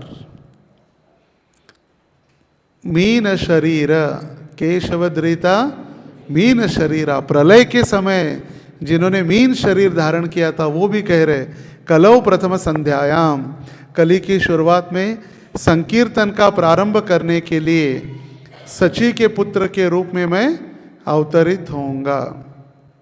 अभी नेक्स्ट वायु। हम बिना खाए रह सकते, बिना पानी पिए भी थोड़ा समय रह सकते, मगर वायु के बिना रह सकते क्या? किसी ने नाक और मुंह बंद कर दिया तो जिएंगे 2 मिनट 5 मिनट, बस समाप्त। तो वायुदेव भी कह रहे कलौ संकीर्तनारंभे भविष्यामि सची सुतः स्वर्णद्युतिं समास्थाय नवद्वीपे जनाश्रये श्रुद्धो गौर सुदीर्घांगो गंगातीर समुद्भव दयालु कीर्तनग्राही भविष्यामि कलौ युगे। हे देवताओं, कलयुग में मैं गंगा जी के तट पर मायापुर नवद्वीप में प्रकट होकर सर्वसाधारण पापी तापी जीवों को नाम संकीर्तन की परिपाटी सिखाऊंगा। परिपाटी मतलब कीर्तन कैसे करना है, फैसिलिटेशन। हम बनते हैं ना फैसिलिटेटर, जब क्लास वगैरह होते हैं तो हम फैसिलिटेट करते हैं। परिपाटी मतलब उनके साथ रहकर मैं उनको कीर्तन कैसे करना है वो मैं सिखाऊंगा सभी पापी तापी जीवों को। उस समय जीवों की दृष्टि में मतलब लोग मुझे किस रूप में देखेंगे? मुंडित केशः, मुंडन किया हुआ, गौरवर्ण विशिष्ट, साधारण गोरा नहीं, विशिष्ट गौर, मोल्टन गोल्ड, अजानुलंबित भुजा, घुटनों तक हाथ, दीर्घ अंग मतलब उनके सारे अंग दीर्घ है, बड़े हैं, एवं पात्रापात्र विचाराधिकार भूमिका से परे। ये पात्र है, ये अपात्र है, ये गरीब है, ये अमीर है, ये काला है, ये गोरा है, ये अनपढ़ है, ये गवार है, ये बुद्धिमान है, ये पंडित है, नहीं, कोई अपात्र पात्र नहीं। सभी को उच्च कोटि के परम दयालु रूप से मैं उनको भगवत भक्ति प्रदान करूंगा। वायुदेव को भी भगवान ने कह दिया अभी तो हमें स्वीकार करने के लिए क्या परेशानी है, क्या कठिनाई है, व्हाट इज द डिफिकल्टी। सची, क्या नाम है प्रभु जी का? प्रभुपाद जी के सर्वेंट श्रुत कीर्ति प्रभु। श्रुत कीर्ति प्रभुपाद जी के एक सबसे लंबे समय तक सेवा करने वाले पर्सनल सर्वेंट थे। प्राय उन्होंने 7.5 साल प्रभुपाद जी की सेवा की, पर्सनल 7.5, सबसे ज़्यादा समय। तो उन्होंने अपना ग्रंथ लिखा है, प्रभुपाद जी की लीलाओं का एक गठन करके एक ग्रंथ लिखा। तो उस ग्रंथ का उन्होंने नाम लिखा है व्हाट इज़ द डिफ़िकल्टी, क्या कठिनाई है। क्यों? क्योंकि पहला वाक्य जो प्रभुपाद जी उनको कहे वो वाक्य वो था व्हाट इज़ द डिफ़िकल्टी। वो अमेरिका में बैठे थे, प्रभुपाद जी प्रवचन दे रहे थे और वो बार बार हिल रहे थे, इधर उधर ऐसे। तो प्रभुपाद जी देख रहे थे ऐसे पूरा, फिर कैमरा उनके ऊपर स्टॉप हो रहा था, फिर देख रहे थे, फिर उनके ऊपर, फिर प्रभुपाद जी ने पूछा व्हाट इज़ द डिफ़िकल्टी, क्या कठिनाई है। इसीलिए फिर उन्होंने अपने ग्रंथ का नाम ही लिखा है क्या कठिनाई है। जैसे महाराज जी को प्रभुपाद जी ने वृंदावन में दीक्षा के समय महाराज जी ऐसे पैर हिलाते थे बैठ। तो प्रभुपाद जी प्रवचन दे रहे थे राधा दामोदर मंदिर में, भक्ति रसामृत सिंधु का सीरीज चल रही थी, 1 महीना प्रभुपाद जी क्लास दे रहे थे। तो देख रहे थे स्टॉप, फिर देख रहे थे फिर स्टॉप, फिर प्रभुपाद जी कहे स्टॉप इट, बंद करो, ऐसे हिलना बंद करो, स्टॉप इट। तो महाराज जी कहते कि जब भी मैं कुछ ध्यान पूर्वक सुनता था तो मुझे आदत थी कि मेरा पैर हिलने लगता, मुझे पता ही नहीं चलता था। जब से प्रभुपाद जी ने डांट दिया तब से फिर बंद हो गया, फिर स्टॉप इट। तो इतने सारे वर्णन, इतने सारे पुराण, इतने सारे उपनिषद, इतने सारे देवताओं के द्वारा भी समझने बताने के बाद या उपदेश देने के बाद यदि हम स्वीकार नहीं कर रहे कि चैतन्य महाप्रभु कृष्ण है, तो हम पूर्ण रूपेण मूर्ख है, बस मूर्ख की मूर्ति है। मार्कंडेय पुराण, सोलापुर के लिए विशेष मार्कंडेय पुराण, मार्कंडेय जी को भगवान कह रहे गोलोकम च परित्यज्य लोकानां त्राणकारणात् कलौ गौरांग रूपेण लीला लावण्य विग्रह। मैं अनेक लीलाओं का संपादन के लिए परम मनोहर विग्रह धारण करने वाला होकर भी कलयुग में भक्त जनों की रक्षा हेतु गोलोक का त्याग करके गौरांग रूप से अवतीर्ण होऊंगा। देखिए मार्कंडेय ऋषि को भगवान कहे गोलोकम च परित्यज्य, गोलोक का त्याग करके, लोकानाम त्राण कारणात्, लोकों की रक्षा करने हेतु, कलौ गौरांग रूपेण, कलयुग में मैं गौरांग के रूप में अवतरित होऊंगा और वही मैं कृष्ण हूँ, लीला लावण्य विग्रह, जिसने गोलोक में लीला की वही मैं कृष्ण हूँ। मार्कंडेय मुनि भी आ गए सोलापुर वालों के लिए बताने के लिए, मैं भी हूँ भाई, इस लिस्ट में मेरा भी नाम है।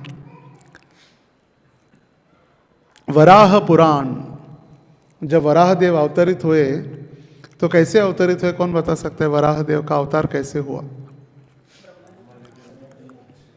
ब्रह्मा जी के नाक से, जब ब्रह्मा जी छींके तो उनके नाक से एक छोटा सा कीड़ा बाहर निकला। देखते देखते देखते उन्होंने वराह देव का रूप धारण किया। अहमेव द्विज श्रेष्ठो लीला प्राचुर्य विग्रह भगवत भक्त रूपेण लोकान रक्षामि सर्वदा।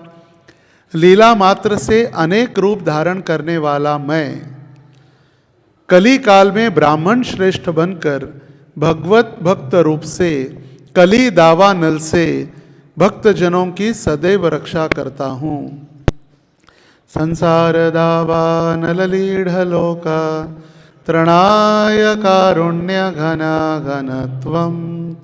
ये कलयुग कैसा है? संसार दावानल के समान है। दावानल किसको कहा जाता है? जब जंगल में आग लगती है, जब जंगल में आग लगती है, करोड़ों सैकड़ों एकड़ में आग लगती है, तब हम हमारा एक बकेट, एक गिलास या एक मग्गा पानी लेकर नहीं जा सकते, या एम्बुलेंस भी लेकर गए, अग्निशामक की गाड़ी तो भी नहीं बुझने वाली है। वहाँ पर एक ही पर्याय है, बारिश। जब घने बादल आकर बारिश बरसाएंगे तभी वो दावानल नष्ट हो सकता है। उसी प्रकार गुरु वो कृपा के बादल के स्वरूप आकर हमारे संसार में जो कष्ट है वो नष्ट कर देते हैं, कष्ट को नष्ट कर देते हैं। तो उसी प्रकार वराह पुराण में वर्णन है कि भगवान कली दावानल के कष्टों से भक्तों को मुक्त करने के लिए गौरांग के रूप में अवतरित हुए हैं। अभी वामन पुराण विजया द्वादशी के दिन, सितंबर महीने में जो एकादशी आती है, विजया एकादशी के नेक्स्ट डे विजया द्वादशी के दिन दोपहर में 12 बजे बलि महाराज का उद्धार करने के लिए साक्षात नारायण त्रिविक्रम एक बटु ब्रह्मचारी का रूप धारण करके आए। भृगु कच्छ नर्मदा नदी के तट पर, जहाँ पर भृगुवंशी यज्ञ हवन कर रहे थे, वहाँ पर वो वामन देव कह रहे, कली घोरतमच्छन्नान सर्वानाचार वर्जितान सची गर्भे च संभूय तारयिष्यामि नारद। हे नारद, कली काल के अज्ञान रूपी घोर अंधकार से आच्छन्न आचार विचार वर्जित सभी जनों को मैं सची देवी से प्रकट होकर संसार सागर से पार कर दूंगा। वामन देव किसको कह रहे? नारद मुनि को। हे नारद, अज्ञान रूपी घोर अंधकार से आच्छन्न ये जो कलयुग है, वहाँ पर कोई आचार विचार न करते हुए मैं सभी को इस संसार सागर से पार कर दूंगा। देखिए कितनी कृपा है, कोई विचार नहीं, सबको प्रेम प्रदान करने के लिए वही वामन देव गौरांग महाप्रभु के रूप में अवतरित हुए हैं। उपपुराण अहमेव क्वचित् ब्रह्मन् संन्यासाश्रममाश्रित हरिभक्ति ग्राह्यामि कलौ पापहंतारान। श्री कृष्ण व्यासदेव से कह रहे हैं, हे व्यासदेव, पाप पीड़ित जनों को मैं स्वयं भगवान कृष्ण क्वचित गुप्त रूप नावतीर्य, मतलब गुप्त रूप धारण करके, गुप्त रूप से अवतार धारण कर संन्यास आश्रम का अवलंबन कर कलियुग में हरि भक्ति को ग्रहण करता हूँ। कौन कह रहे? स्वयं कृष्ण व्यासदेव जी से कह रहे। मैं स्वयं कृष्ण कलयुग में जाकर क्या करूँगा, गुप्त रूप से अवतार धारण कर संन्यास ग्रहण करके कलयुग में हरि भक्ति को मैं ग्रहण करूँगा, हरि भक्ति में स्वीकार करूँगा। वायु पुराण, अभी वायु देवता के पास। पौर्णमास्यां फाल्गुनस्य फाल्गुनी ऋक्षयो गतः भविष्ये गौररूपेण शशिगर्भे पुरन्दरात् स्वर्णदीतिर्यमास्थाय नवद्वीपे जनाश्रये तत्र द्विजकुलं प्राप्तो भविष्यामि जनालये भक्तियोगप्रदानाय लोकस्यानुग्रहाय च संन्यासरूपमास्थाय कृष्णचैतन्यनामधृक् येन लोकस्य निस्तार तत्कृद्वद्वं ममाज्ञया धरित्री भविता चाभिर्ममैव द्विजदेहिनाम्। भगवान कह रहे, हे देवताओं, उत्तरा फाल्गुनी नक्षत्र के योग से युक्त फाल्गुनी पूर्णिमा के दिन द्विजेंद्र पंडित जगन्नाथ मिश्र द्वारा सची माता के गर्भ से मैं अवतरित होऊंगा। वायु पुराण में वायुदेव और नारायण अन्य देवताओं के साथ जो वार्तालाप हो रहा है उसमें भी भगवान बता रहे, उत्तरा फाल्गुनी नक्षत्र, और महीना कौन सा है, फाल्गुन मास। मास भी फाल्गुन है और नक्षत्र भी उत्तरा फाल्गुनी। जगन्नाथ और सची माता के गर्भ से मैं अवतरित होऊंगा। गंगा तट का आश्रय लेकर विराजमान भक्त जनों का जो प्रधान स्थान नवद्वीप है, वहाँ पर मैं उत्तम ब्राह्मण कुल का आश्रय लेकर भक्ति के स्थान में आविर्भूत होऊंगा। कहाँ पर, गंगा के तट पर, और भक्तों के स्थान में आविर्भूत, मैं भक्तों के लिए भक्तों के बीच अवतरित होऊंगा। उस समय भक्ति योग को प्रदान करने के लिए, जनमात्र को अनुग्रहित करने के लिए संन्यास वेश धारण कर मैं श्री कृष्ण चैतन्य नाम से विख्यात होऊंगा। देखिए स्पष्ट रूप से बता रहे, अतः जिस प्रकार संसार का निस्तार हो उसी प्रकार तुम सब मेरी आज्ञा का पालन करो। ब्राह्मण शरीरधारी मेरे द्वारा ही पृथ्वी भय रहित हो जाएगी, और जब मैं इस कली काल में अवतरित होऊंगा ब्राह्मण के रूप में, तब पृथ्वी भी भय रहित हो जाएगी। जब भक्त सभी एकत्रित आकर भगवान का नामोच्चारण करेंगे तो पृथ्वी को भी हल्का महसूस होगा। कलयुग में जितना पाप हो रहा है और जितने लोग पाप कर रहे कलयुग में, पृथ्वी के ऊपर जितनी भी करोड़ों लोक संख्या है, जिसमें भारत की ही 130 करोड़ जनसंख्या है, तो पूरे पृथ्वी की जितनी लोक संख्या है उसमें से 1% भी यदि भक्त बन जाए तो पूरे पृथ्वी के कलयुग का जो प्रभाव है वो नष्ट हो सकता है। 1%, 99% जीवों का जो पाप है उसको संभालने की क्षमता 1% भक्तों के भक्ति में है, जीवों के भक्ति में। तो कितनी पृथ्वी हल्का महसूस कर रही होगी। श्रील प्रभुपाद जी के कृपा से हर गांव, हर शहर, हर देश में कृष्ण भक्ति का प्रचार हो रहा है। अटलांटिक महासागर के तट से लेकर अंटार्कटिका तक, अंटार्कटिका में भी भक्त है, जहाँ पर सिर्फ बर्फ ही है मगर वहाँ पर भी भक्त है, अंटार्कटिका में भी।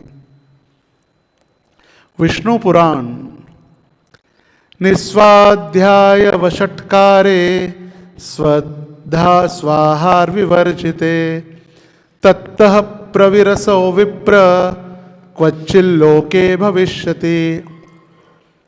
जिस समय संसार वेद शास्त्रों के स्वाध्याय से रहित यज्ञ यागादि में प्रयुज्यमान वषट्कार स्वधा स्वाहादि से वर्जित हो जाएगा, तब कहीं यही पुराण पुरुषोत्तम प्रकट होंगे। छन्न कलौ यद भव की भांति यहाँ पर भी छन्न अवतार के प्रतीक का के लिए श्लोक में क्वचित शब्द आता है। मतलब संसार में प्रयुज्यमान वषटकार स्वधा स्वाहादि से वर्जित कोई व्यक्ति यज्ञ में आसक्त नहीं होगा, या कोई व्यक्ति धार्मिक अनुष्ठान नहीं करेगा, कोई व्यक्ति ब्राह्मणों के अधीन रहकर ब्राह्मणत्व को पालन नहीं करेगा, उस समय भगवान अवतरित होंगे। और वो भी कैसे अवतार? छुपे हुए अवतार के रूप में अवतरित होंगे। ये विष्णु पुराण में इसका वर्णन किया गया है। तो ये बहुत बचा हुआ है। वैसे अभी विष्णु पुराण के बाद अनंत संहिता के बाद तंत्र प्रोक्तम मध्वाचार्य कृत मुंडको उपनिषदम नारायण संहिता ऊर्ध्वा नाम यंत्रे सम्मोहन तंत्रे श्री कृष्ण यामल गोकुलनाथ वचनम ब्रह्मयामल चैतन्य कल्पे चैतन्य स्तवे कृष्ण वाक्यम विश्वसार तंत्रे कपिल तंत्र कुलार्णव तंत्र जैमिनी भारते अनंत संहितायाम कृष्णयामले विष्णुयामले ब्रह्म रहस्ये चैतन्य चंद्रे देवी पुराणे ईशान संहितायाम हर पार्वती संवादे ऊर्ध्वमानाय संहितायाम श्रीमद्भगवत वाक्यम सौरपुराणे अथर्ववेदः स्तवयामल भागवत संदर्भे स्कंद पुराणे विश्वनाथ चक्रवर्ती संकल्प कल्प द्रुमे चैतन्य चरितामृते। देखिए इतने सारे ग्रंथ अभी भी बचे हुए, समाप्त नहीं हो रहे, मगर आज हमें समाप्त तो करना ही है। और जो बचेगा उसको फिर आगे गौर पूर्णिमा के समय में, जब गौर पूर्णिमा का उत्सव होगा, रविवार और सोमवार, मंगलवार, रविवार को भागवत कक्षा में भी यही हम चर्चा करेंगे। सोमवार को गौर पूर्णिमा के दिन और मंगलवार को जगन्नाथ मिश्र उत्सव के दिन भी। तो इतने सारे हमने श्लोक तो पढ़े। अभी आज जो अंतिम हमारी मीराबाई, जो कृष्ण की सबसे प्रसिद्ध भक्त हुई, कितने साल हुए मीराबाई को? 500 वर्ष पूर्व चैतन्य महाप्रभु के समकालीन मीराबाई हुई। और वो मीराबाई कह रहे, अब तो हरि नाम लो लागी, सब जगत को यह माखन चोरा, नाम धरयो वैरागी। कित छोड़ी वह मोहन मुरली, कित छोड़ी सब गोपी। मुँह मुंडाई डोरी कटी बांधी, माथे मोहन टोपी। मात जसोमती माखन कारण, बांधे जाके पाव। श्याम किशोर भयनव गौरा, चैतन्य जाको नाव। पीताम्बर को भाव दिखावे, कटिकौपी न कसे। गौर कृष्ण की दासी मीरा, रसना कृष्ण बसे। ये मीराबाई ने भी कह दिया। अब तो हरि नाम लो लागी, अब तो हरि नाम लेने लगे हैं आप। सब जग को यह माखन चोरा, जो सब जगत के माखन चोर मतलब कृष्ण, माखन चुराने वाले कृष्ण। नाम धरयो वैरागी, अभी माखन चोरी कर रहे थे, अभी वैरागी बन गए। कित छोड़ी वह माख मोहन मुरली, आपने मुरली मोहन जो आप है, आपने मुरली भी छोड़ दी, गोपियों को भी छोड़ दिया। मुंड मुंडाई, आपने क्या कर दिया? अभी मुंड कर लिया है। कटी डोरी बांधी, आपने एक वस्त्र धारण किया है। माथे मोहन टोपी, अभी जो मोहन टोपी या मुकुट पहनते थे वो अभी नहीं रहेगा। मात जशोमती माखन कारण, बांधे जाके पांव। दामोदर लीला में जैसे माखन के लिए चोरी करने के कारण आपको यशोदा ने बांध के रखा था, श्याम किशोर भय नव गौरा, और यही किशोर अभी गौर रूप में अवतरित हुए हैं। चैतन्य जाको नाम, और नाम क्या रखेंगे आप? चैतन्य। पीताम्बर को भाव दिखावे, अभी पीताम्बर नहीं पहनेंगे, आपको भाव दिखा रहे, आप पीताम्बर पहनने के लिए भाव दिखा रहे, और क्या पहनेंगे? कटी कौपिन कसे, कौपिन धारण करेंगे। गौर कृष्ण की दासी मीरा, ये गौर कृष्ण की मैं दासी मीरा हूँ।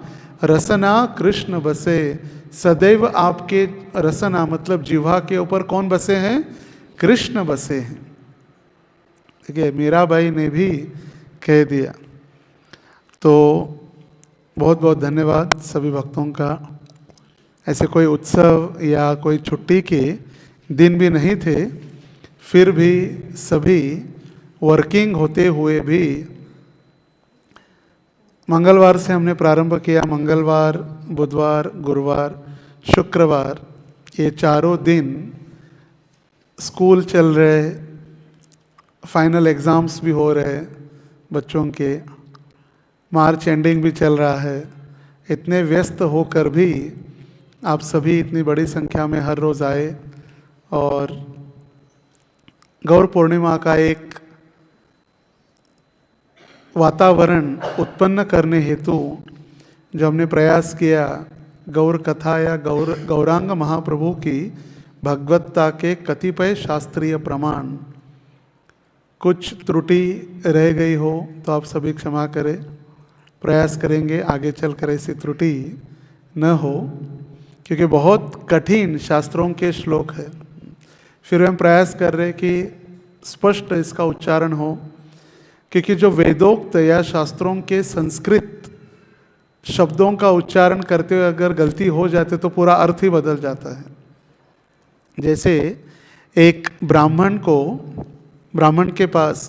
एक साधु के पास गया और साधु को पूछा कि साधु महाराज मुझे आप कृपा कीजिए, आप मुझे आशीर्वाद दीजिए, मुझे ऊपर कृपा कीजिए, क्योंकि मेरी पत्नी इतनी बीमार है कि सारी दवाइयाँ, सारे औषधोपचार, एलोपैथिक, होम्योपैथिक, आयुर्वेदिक सब हो गया, फिर भी ठीक नहीं हो रहे, आप कोई मंत्र वगैरह मुझे दीजिए।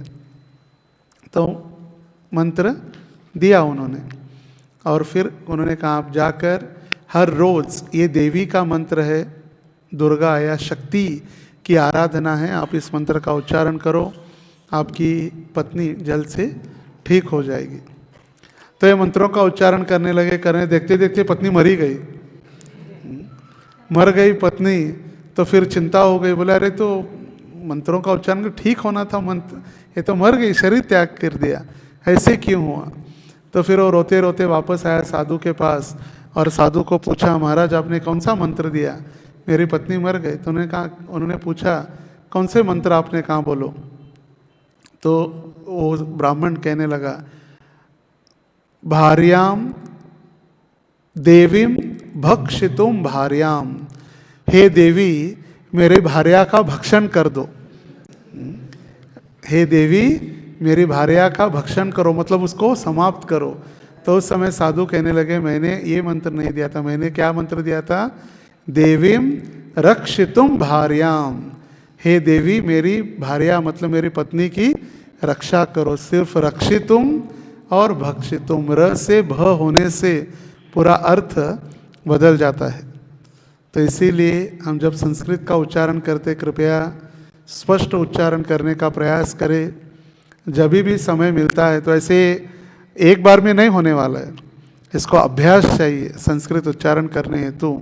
तो जब भी हमारे पास फ्री टाइम है तो यहाँ वहाँ पर हम जो समय व्यतीत गंवाते हैं, उस समय भगवत गीता या भागवत के संस्कृत श्लोकों को यदि उच्चारण करने का या सुनने का, स्पष्ट रूप से उच्चारण करने का प्रयास करेंगे तो निश्चित रूप से हम भी संस्कृत श्लोक उच्चारण कर सकते और बहुत सुंदर लगता है। जब भी संस्कृत है या बंगाली है, ये प्रार्थनाएं उसी भाषा में, उसी स्वर से, उसी ताल से गाते हैं तो बहुत सुंदर आध्यात्मिक वातावरण उत्पन्न होता है और आत्मा के लिए भी एक सुंदर अनुभव प्राप्त होता है। आत्मा के लिए जैसे कोई भी श्लोक हो, जैसे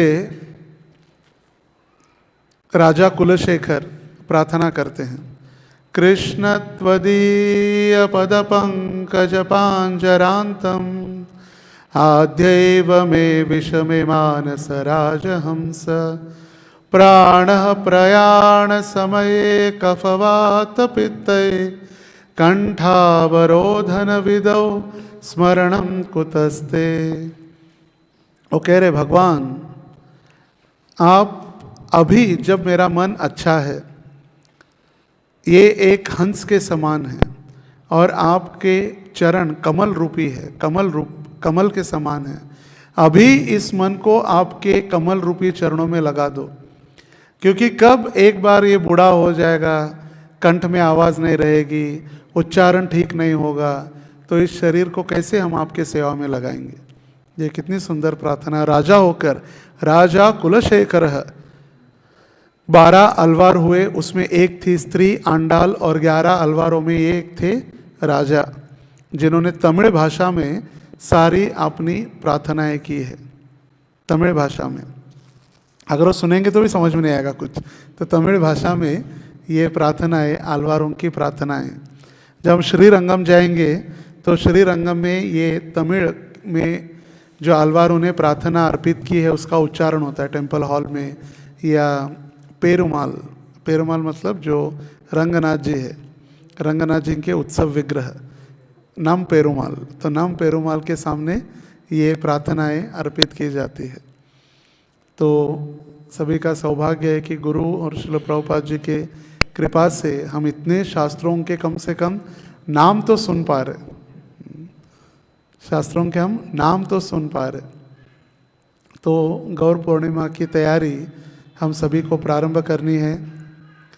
24, 25, 26 3 दिन का उत्सव होगा, रविवार, सोमवार और मंगलवार।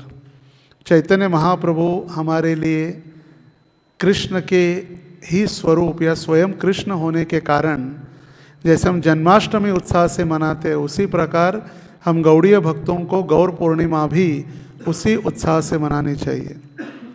यदि गौर न होय तो तबे की होय तो के मोने धरी तांदे राधार महिमा प्रेम रस सीमा जगत जानात के।